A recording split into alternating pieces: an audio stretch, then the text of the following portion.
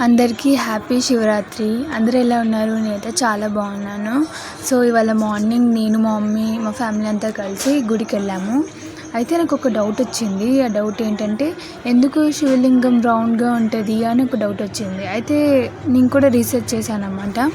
ఎందుకు ఉంటుంది అని అంటే, మన వరల్డ్ కూడా ఇట్లా రౌండ్గా ఉంటుంది కదా.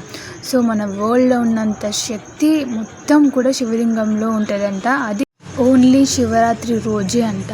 సో ఈరోజు ఆ శివుడు అంటే చాలా అన్ని శక్తులు కలిసి ఉంటాయి కాబట్టి మనం మంచిగా పూజిస్తే, మనసారా పూజిస్తే మన కోరికలు ఖచ్చితంగా నెరవేరుతాయి.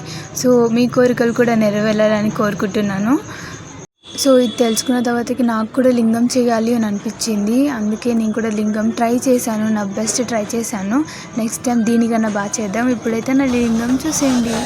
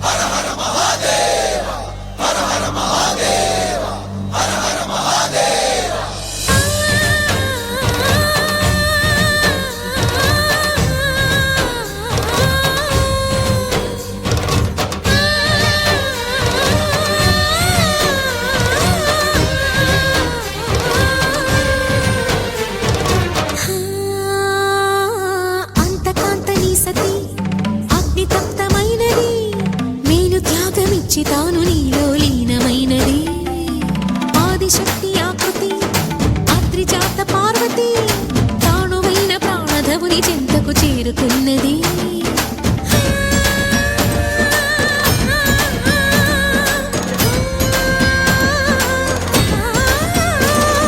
భవుని భువికి తరలించేలా ధరణి దివిని తలపించేలా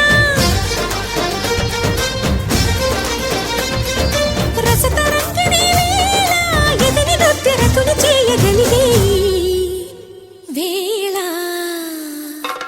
భరత వేదముగ నిరత నాట్యముగా కదిలిన పదమిది ఈశా. శివని వేదనగా వని వేదనగా పలికెను పదము పరేశా.